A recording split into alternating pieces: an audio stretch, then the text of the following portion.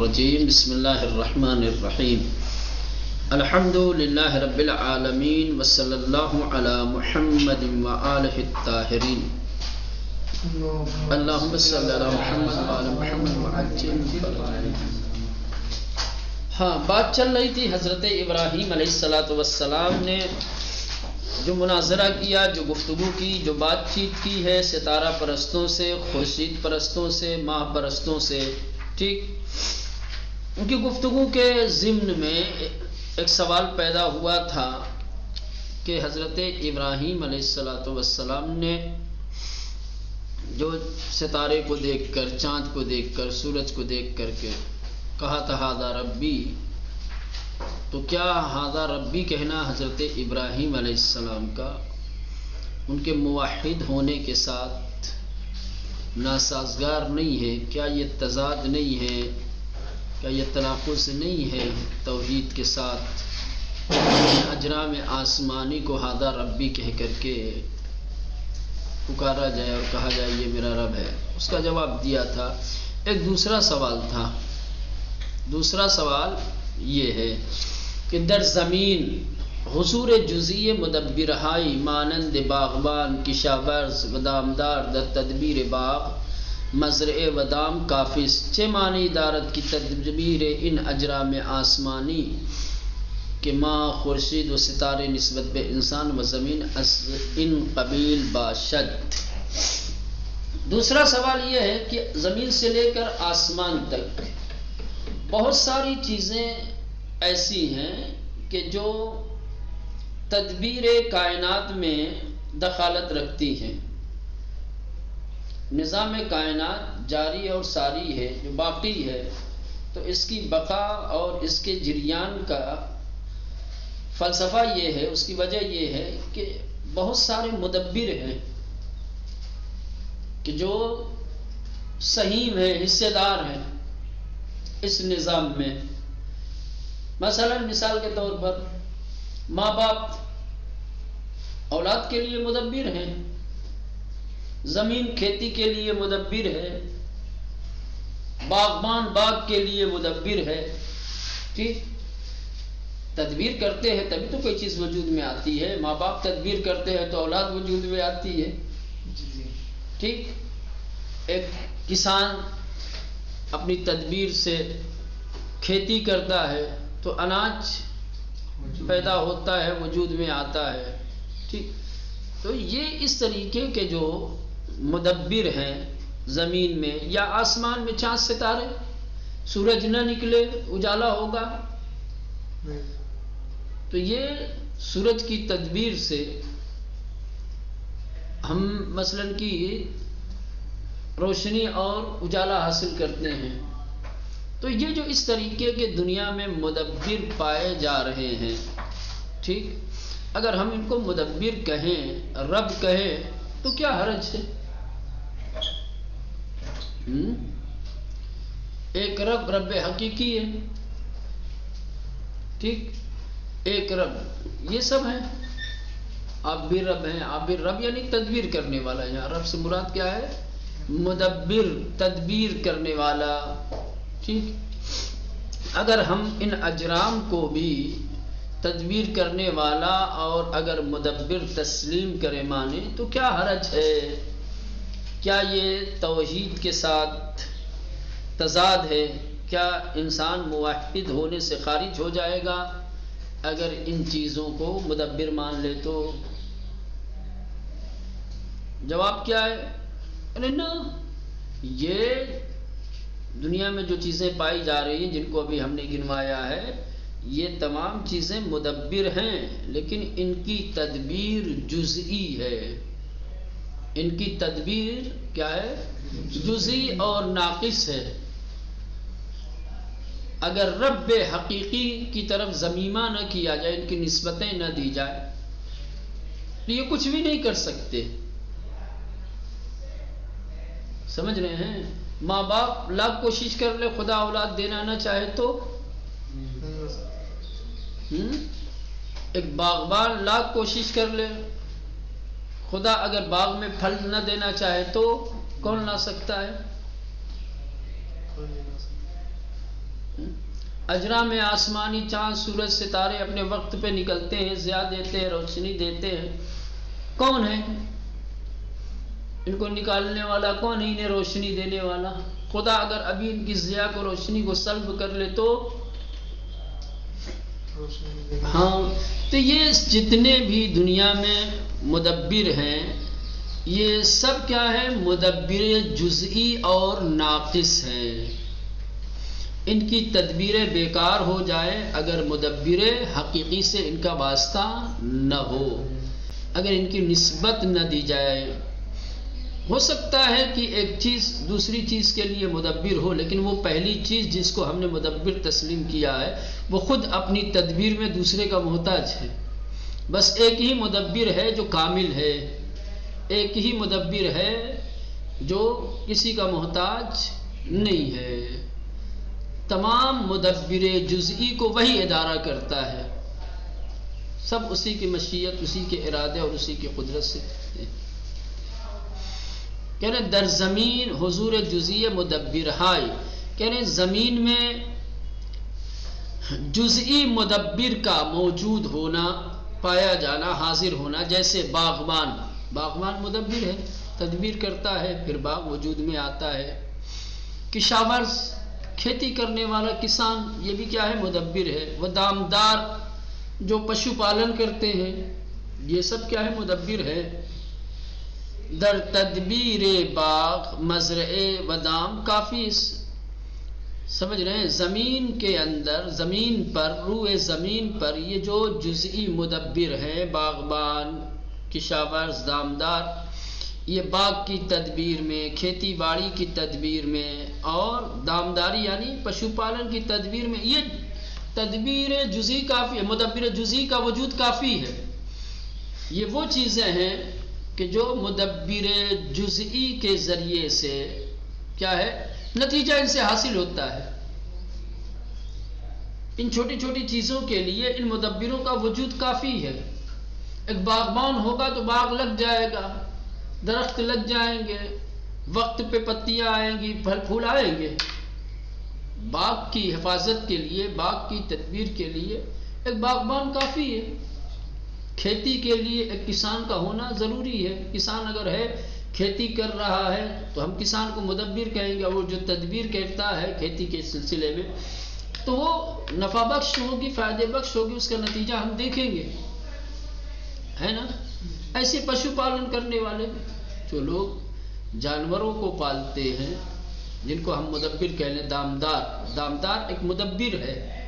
وہ جانوروں کی حفاظت کرتا ہے، ان کی پرورش کرتا ہے. تو جانوروں کی پرورش کے لیے جانوروں کا پالنے والا کیا ہے؟ کافی ہے. یہ سب جزئی ہیں. ٹھیک ہے. 6 معنی ادارت کی تدبیر ان اجرام آسمانی، خورشید و ستارے نسبت بے انسان و زمین از ان قبل باشد. یہ تو زمین کے مدبر ہیں. کیا فرق پڑتا ہے اگر ہم اجرام آسمانی، آسمان پر جو اجرام پائے جاتے ہیں چاند سورج ستارے کی شکل میں، انسان اور زمین کی بنسبت انہیں بھی مدبر مان لیا جائے؟ سوال سمجھ میں آیا کیا ہے؟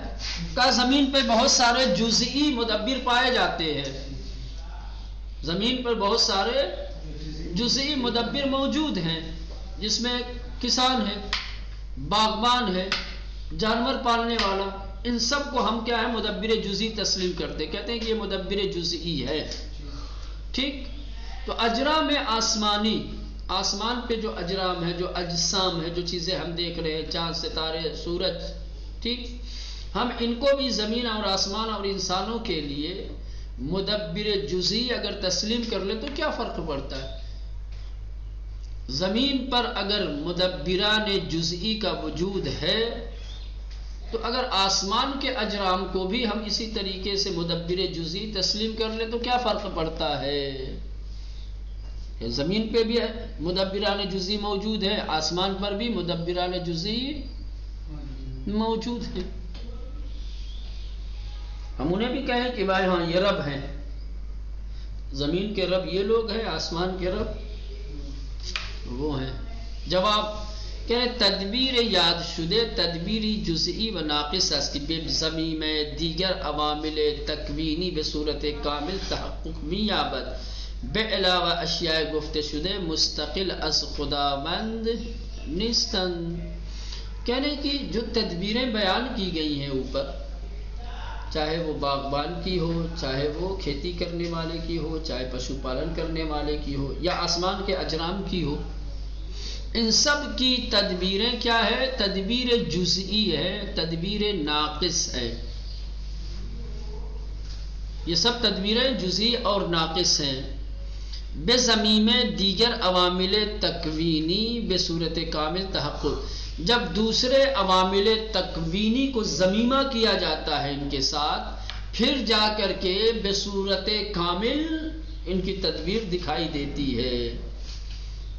کشاورز بے تنہائی مدبر نہیں ہے، خالی کسان ہو، زمین نہ ہو، پانی نہ ہو، ہوا نہ ہو، سورج نہ، بہت ساری جو عوامل تکوینی، یعنی اللہ نے خلقت کے اعتبار سے جن چیزوں کو اسباب و عوامل بنایا ہے، ایک چیز کے وجود میں جن چیزوں کی ضرورت ہوتی ہے، اللہ نے اسباب بنائے ہیں نا دنیا میں ہر چیز کے.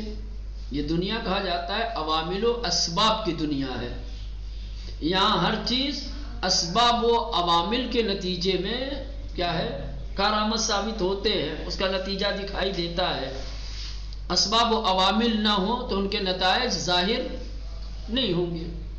آپ مٹی سے چاہو کہ اولاد پیدا کر لو، کسی اور چیز سے، ازدواج کے بغیر مثلا کہ زن و شوہر کے، یا مثلا کہ صنف مخالف کے ساتھ کسی طریقے کے اجتماع کے، ممکن نہیں ہے. سنا آپ نے کہیں کسی دیوار سے کوئی اولاد پیدا ہو گئی ہو، زمین سے نکلا ہو، آسمان سے گرا ہو، پانی سے پیدا ہوا ہو؟ نا، سبب بنایا ہے اللہ نے. کھیتی سنا ایسی ہواؤں میں تھوڑی ہو جاتی ہے. چھت پر کھیتی دیکھا ہے آپ نے کبھی؟ نہ. کھیتی کرنے کے اسباب و عوامل ہیں کہ اس کے لیے زمین چاہیے، زمین بھی زرخیز ہو. صرف زمین بھی کافی نہیں ہے، وقت پر پودوں کو پانی دینا، سینچائی کرنا اس کی ضروری ہے.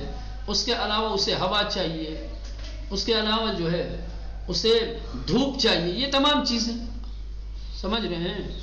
تو یہ تمام چیزیں جن کی تدبیر کو بتایا گیا ہے، یا جن کو مدبر کہا گیا ہے، یہ سب کے سب مدبر جزئی اور ناقص ہیں. ان کی تدبیریں بھی ناقص ہیں.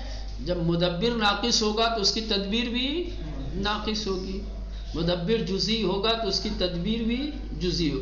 تو یہ جتنے بھی مدبر ہیں چونکہ یہ ناقص ہیں، لہٰذا ان کی تدبیریں بھی ناقص ہے.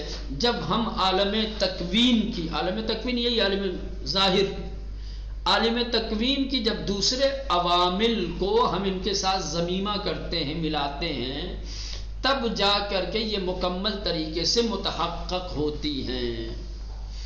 باغبان کی تدبیر اسی وقت کامل ہوتی ہے جب باغبان اپنی تدبیر کرتا ہے، ٹھیک، اور اس کے علاوہ دوسرے تکوینی عوامل اس کے ساتھ ہوتے ہیں. ہوا بھی ملتی ہے، پانی بھی ملتا ہے، سورج دھوپ بھی ملتی ہے، یہ تمام چیزیں، ٹھیک. ایسے پشو پالن کرنے والا، کھیتی کرنے والا، تمام چیزیں. سمجھ رہے ہیں؟ تو کہہ رہے ہیں کہ یہ جتنے بھی تدبیریں ہیں یہ ساری تدبیریں جزئیہ اور ناقص ہیں. جب ہم دوسرے تکوینی عوامل کو ان کے ساتھ جوڑتے ہیں، ملاتے ہیں، تب یہ بصورت کامل وجود میں آتی ہیں. اس کے علاوہ اشیاء گفتے شدہ، جن اشیاء کے بارے میں ہم نے گفتگو کی ہے، بیان کیا ہے، یہ سب خدا کی ذات سے ہٹ کر کے ان کو دیکھا جائے تو یہ مستقل نہیں ہے. جتنی چیزوں کو اوپر گنایا گیا ہے، چاہے باغبانی ہو، چاہے کشاورزی ہو، چاہے دامداری ہو، چاہے اجرام آسمانی ہو، یہ خدا سے بے نیاز نہیں ہے.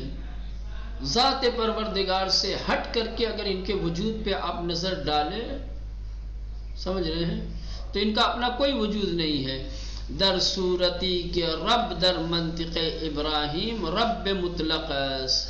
حضرت ابراہیم علیہ السلام کی زبان میں جو رب ہے وہ رب مطلق ہے، نہ کہ رب ناقص اور رب جزئی۔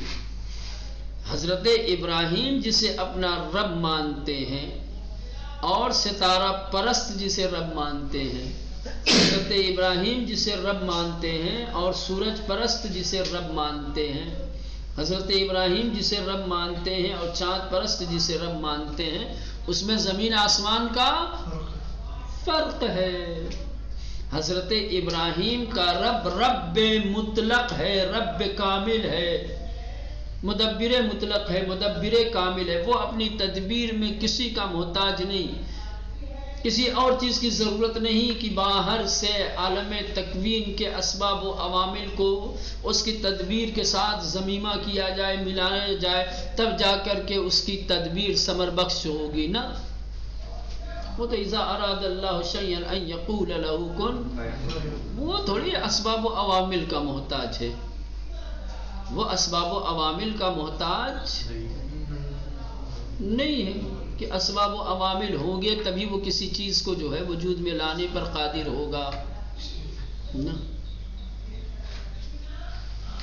ٹھیک ہے، وہ تو حضرت مریم کے شکم میں بغیر کسی اسباب و وسائل کے عیسیٰ کو رکھ سکتا ہے، عیسیٰ کی ولادت ہو سکتی ہے، آدم و حوا کو بغیر کسی ماں باپ کے بھی بنا سکتا ہے، بھی کر سکتا ہے، پہاڑ کے اندر سے اونٹنی نکال سکتا ہے، نہیں؟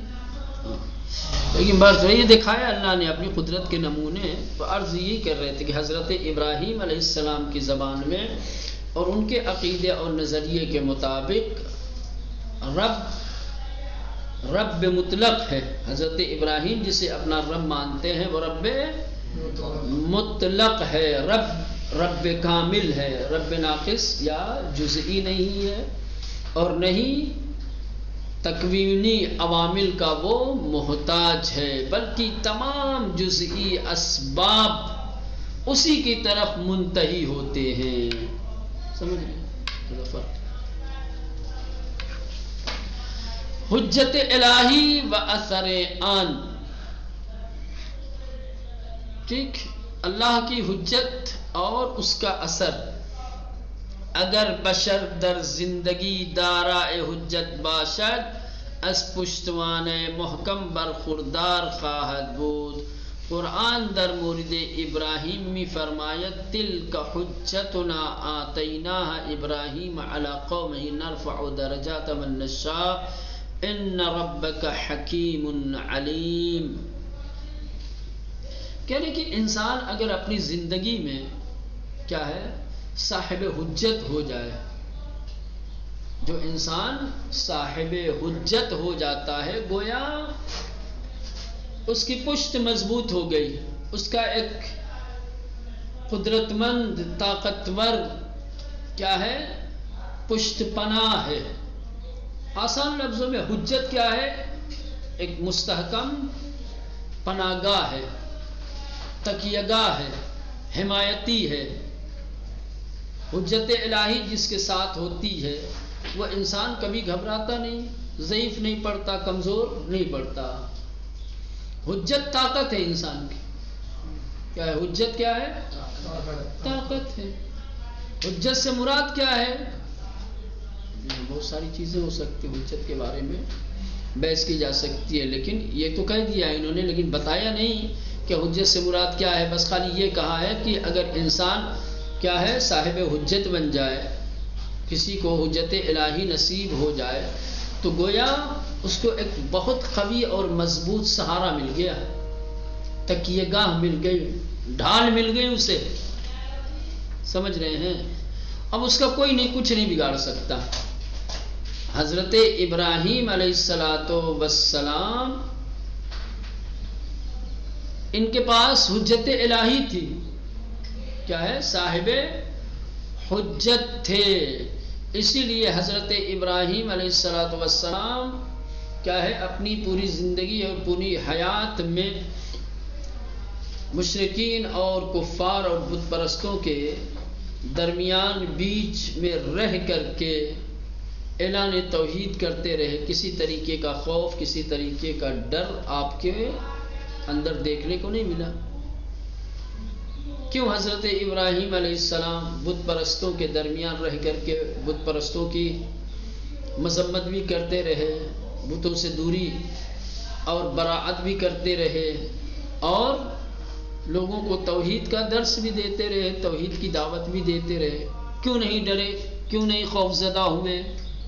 اس کی وجہ یہی تھی کہ حجت الہی ان کے ساتھ تھی، حجت الہی کی قوت ان کے پاس تھی، حجت الہی ان کے پشت پناہ تھی، اس لیے ٹھیک۔ حجت الہی و اثر آن، اگر بشر در زندگی دارائے حجت باشد، اگر انسان اپنی زندگی میں حجت رکھتا ہو، حجت کا مالک ہو، صاحب حجت ہو جائے، تو از پشتوان محکم برخوردار خواہد بود، ایک محکم قوی اور مضبوط کیا ہے پشتوان، یعنی تکیہ گاہ کا مالک بن جائے گا، ایک زبردست گویا اس کو ناصر و مددگار، حمایتی، حفاظت کرنے والا جو بھی کہتے ہیں، پشتوانہ کہتے ہیں ہر اس چیز کو جس پر انسان تکیہ کرتا ہے۔ دیوار پہ لگا لو تو تکیہ یہ دیوار تمہاری پشتگاہ ہو جائے گی، ٹھیک۔ ابھی کرسی پہ بیٹھے ہوئے ہو جس پہ آپ کی پیٹھ ٹکی ہوئی ہے، اس وقت کیا ہے وہ آپ کی پشتوانہ ہے۔ کوئی انسان آپ کا مددگار بن جائے تو اس انسان کو آپ کا پشتوانہ کہا جائے گا۔ پشتوانہ جس پر انسان کا بھروسہ ہو، جس پر انسان کا وجود ٹکا ہوا ہو، جو انسان کا مددگار ہو، ٹھیک ہے، پشتوانہ مددگار۔ چلو ایک محکم، مضبوط اور قوی مددگار اسے مل جاتا ہے۔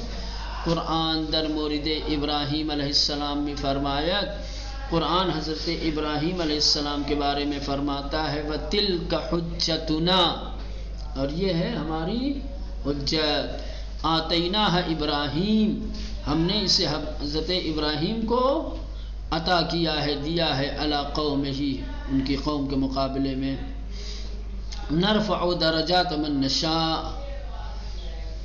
ہم جس کے درجات کو، جس کے مقامات کو بلند کرنا چاہتے ہیں کرتے ہیں۔ ان ربک حکیم علیم، بے شک تمہارا رب حکیم ہے، حکمتوں والا ہے اور جاننے والا ہے۔ تو اس آیہ کریمہ میں واضح طور پر قدرت نے یہ اعلان کیا ہے کہ ہم نے حضرت ابراہیم کو صاحب حجت بنایا ہے، ہم نے انہیں حجت عطا کی ہے۔ در بسیاری از آیات قرآن تاثیر ان حجت را در پائیداری ابراہیم در مسیر حق مشاہدے میں کنی، کہہ رہے کہ بہت ساری قرآن مجید کی آیتیں ایسی ہیں کہ جن آیتوں میں اس حجت کا اثر بیان کیا گیا۔ حجت کا اثر کیا ہوتا ہے؟ وہ یہ حضرت ابراہیم علیہ السلام کے حق کی راہ میں پائیداری، حجت الہی کا اثر یہ ہوا کہ جب قدرت نے حضرت ابراہیم کو حجت عطا کر دی تو حضرت ابراہیم علیہ السلام راہ حق اور مسیر حق میں ہم نے ان کو پائیدار بنا دیا، یعنی اللہ نے حجت دے کر کے حضرت ابراہیم کو مسیر حق میں پائیدار ثابت قدم بنا دیا، یعنی جس کے ساتھ حجت الہی ہوتی ہے وہ ہمیشہ راہ حق پر گامزن ہوتا ہے، اس کے قدم میں ثبات ہوتا ہے، وہ مضبوطی کے ساتھ اپنے موقف پہ اڑا رہتا ہے، کھڑا رہتا ہے، پائیداری کرتا ہے، کوئی اسے ہلا نہیں سکتا۔ سمجھ رہے ہیں؟ در بسیاری از آیات قرآن، قرآن مجید کی بہت ساری آیتوں میں تاثیر ان حجت را، اس حجت کے اثر کو در پائیداری ابراہیم، حضرت ابراہیم علیہ السلام کی پائیداری، ثبات قدمی در مسیر حق، حق کے راستے میں، حق کے راستے میں حضرت ابراہیم علیہ السلام کی پائیداری اور ثبات قدمی میں ہمیں مشاہدے میں کنیم، ہم دیکھتے ہیں آیات میں بیان کیا گیا ہے۔ کہ اس حجت کا اثر حضرت ابراہیم کی ذات پر یہ ہوا کہ آپ مسیر حق پہ ثابت قدم رہے. ان حجت و برہان قاطع بر اثر یقین ناشی از رویت ملکوت بود. اب یہ کہ حضرت ابراہیم علیہ السلام کو یہ جو حجت عطا ہوئی ہے کہاں سے، کس طریقے سے؟ کہہ رہے ہیں کہ ملکوت کی رؤیت اور مشاہدے کے بعد حضرت ابراہیم کے اندر جو یقین پیدا ہوا ہے، سمجھ رہے ہیں، اسی یقین سے یہ حجت نکلی. حجت وہ یقین کا ہی نام ہے ایک طرح سے. کہہ رہے ان حجت و برہان قاطع، کہہ رہے کہ یہ حجت اور یہ قاطع دلیلیں بر اثر یقین، یقین کے نتیجے میں، کہ ناشی از رویت ملکوت بود، جو ملکوت کی رویت اور مشاہدہ سے حاصل ہوئی تھی. یعنی اللہ نے حضرت ابراہیم علیہ السلام کو ملکوت کی سیر کرائی، ملکوت کا مشاہدہ کروایا. جب جناب ابراہیم نے ملکوت کی سیر کی تو اس سیر کے نتیجے میں جو یقین حاصل ہوا، ٹھیک ہے، اسی یقین کا نتیجہ ہے حجت اور برہان قاطع. ادھر سے چلیں گے کہاں سے؟ مشاہدہ ملکوت سے. مشاہدہ ملکوت ہوا، حضرت ابراہیم نے ملکوت کی سیر کی، مشاہدہ کیا تمام آیات الہی کا، تو اس کے نتیجے میں حضرت ابراہیم علیہ السلام کے اندر ایک یقین پیدا ہوا. ٹھیک، ملکوت کے مشاہدے سے جو یقین حاصل ہوا ہے اسی یقین کا اثر ہے حجت اور دلیل قاطع، برہان قاطع. ٹھیک ہے، سمجھ میں آئے مولانا؟ حضرت ابراہیم علیہ السلام کو جو حجت نصیب ہوئی وہ کیسے ہوئی؟ جواب، اللہ نے ملکوت کا جو مشاہدہ کروایا، اس مشاہدے کے نتیجے میں جو یقین پیدا ہوا، اسی یقین کے اثر کا نام کیا ہے؟ حجت اور برہان قاطع. یہ آیت میں وَكَذَلِكَ، اور اسی طریقے سے نُرِيَ ابراہیم، ہم نے ابراہیم کو دکھایا ملکوت السماوات والارض، زمین و آسمان کے ملکوت کو، وَلِيَكُونَ مِنَ الْمُوقِنِينَ، تاکہ وہ صاحبان یقین میں سے ہو جائیں. سمجھ رہے؟ اب یہیں سے ہم مجلس کا نقطہ نکال سکتے ہیں زبردست. حضرت ابراہیم علیہ السلام کو ملکوت کی سیر کرائی گئی، کس لیے؟ تاکہ یقین، صاحبان لیکون من الموقنین، تاکہ یقین والوں میں سے ہو جائے. تو کوئی منزل تک، یقین تک پہنچنے کے لیے ملکوت کے مشاہدے کا محتاج ہوتا ہے، اور کوئی بغیر مشاہدے کی یقین کی اس منزل پہ پہنچا ہوا ہوتا ہے جو کہتا ہے کہ اگر پردے ہٹا بھی دیے جائیں تو میری یقین میں. تو بہت فرق ہے ابراہیم کی منزل یقین میں اور حضرت علی کے. جتنا فرق زمین و آسمان درمیان ہے، اتنا ہی فرق ابراہیم اور امیر المومنین کے یقین کے درمیان فرق ہے.